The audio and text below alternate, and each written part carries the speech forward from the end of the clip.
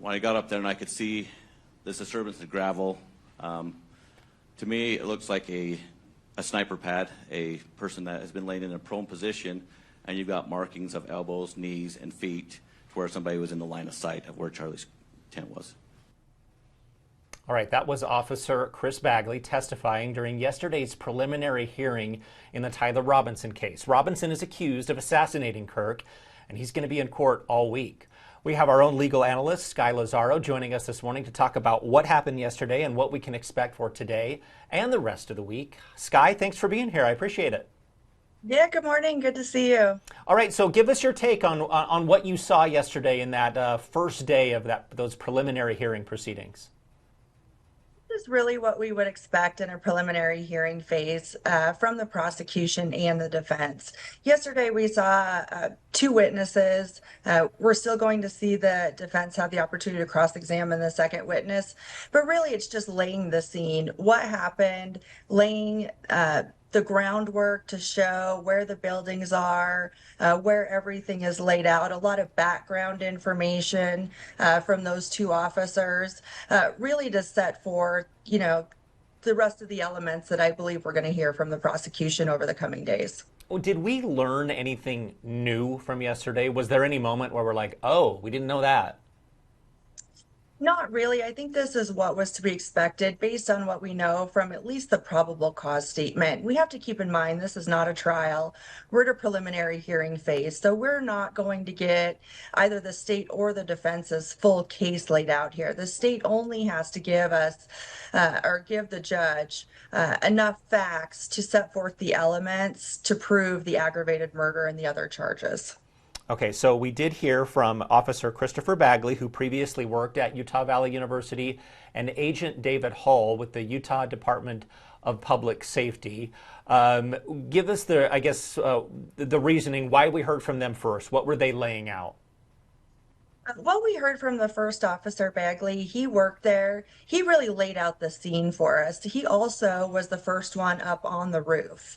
And I found some things interesting about his testimony, specifically on the cross-examination from the defense, some things that weren't noted in his report. She asked him, which direction did you hear a shot from? Because he was really clear that he heard a rifle shot, but he didn't know whether it was from the right or the left. He was the first person on the roof. He did talk about looking for spent shell casings and didn't find any at the time. He did find the screwdriver. Really, the bulk of his testimony was just laying out where Charlie Kirk was, where this building was.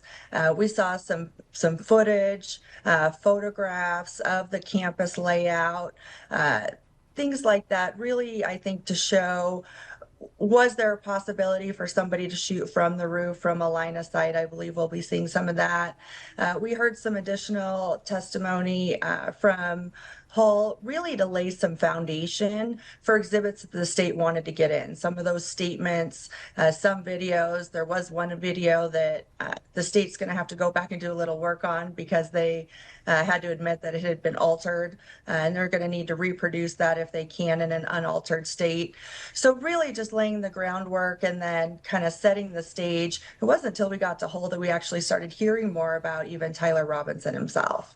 One of the, I think, key aspects of why this preliminary hearing is getting so much attention right now from national media, international media, all the key players are essentially in that room together. Tyler Robinson is there. Charlie Kirk's widow, Erica Kirk, is there. Kirk's parents are there. Donald Trump Jr. showing up to court. Can you just remark on the fact that this is a courtroom packed with obviously well-known people at this point? And this is not something that we see in everyday court in any state, let alone here in Utah. So having those individuals there, they certainly have a right to be there. Our Utah Constitution allows for victims and victims' representatives to be present during these proceedings and to be able to hear the evidence as it's presented. I don't know that it's going to have much of an effect at this stage. We have to remember, at the preliminary hearing stage, the judge is the one making the decisions. He's not making a credibility analysis. He's not really going to take into a lot of consideration cross-examination questions as it relates to what did you do in your report, what did you not do in your report. He's really from a high level going to say, okay, if I take everything that the state puts in front of me and I look at it in a light most favorable to the state, which is what the statute requires, is there enough evidence to go forward? So having those individuals certainly casts a pretty broad spotlight on us from a media attention standpoint in a national level, and that may affect a jury pool or it may have a greater effect down the road. But at this preliminary hearing phase, I don't see that that is going to have too much of an effect on the decision the judge makes. I do want to talk about, the difference between legal proceedings and then just how the public views cases like this. They're not steeped into the legal world. They don't know the intricacies. There could be viewers out there saying, well, why do we even, need this to go to trial? Don't we kind of know what happened? Can you just comment on that fact? The comment section is always interesting in cases that get quite a bit of media attention, and I usually peruse it just as a defense attorney. I find it fascinating. I mean, there's people out there who think we don't even need a trial in some of these cases, that there is enough evidence from what's been put out in the media. And then the other side of the spectrum is, there are people that firmly believe maybe he didn't do this, maybe he was set up. The reason we need to do this is what our system requires.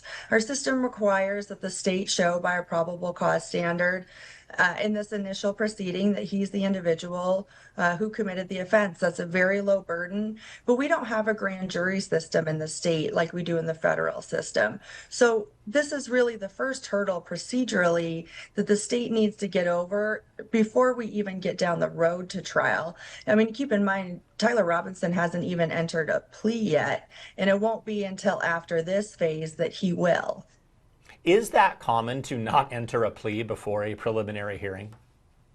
Procedurally, it's required. Okay. So procedurally, until there's a probable cause finding either by a grand jury or in our state system through this preliminary hearing process, no plea will be entered. So the judge will look at all of this evidence that the state's presented, which is why the standard is what it is. It's a low standard. They take everything in a light most favorable to the state.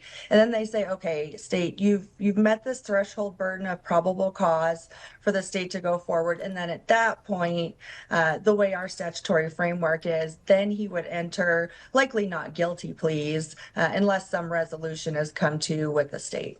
Skye, we just have about 30 seconds left, so just give me your thoughts on watching this case as a legal analyst, someone who's in the legal world.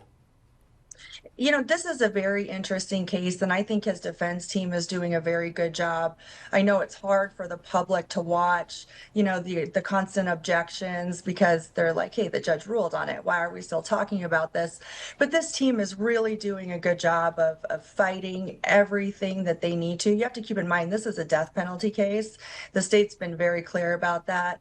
And so their position on this is to really fight this case. Okay. On the other hand, the state's doing a good job of methodically laying out their case as well. All right. Skye Lazaro, thank you so much for joining us and giving us your insight this morning. I know we're going to be talking a lot more to you about this case, so thank you so much. We appreciate it.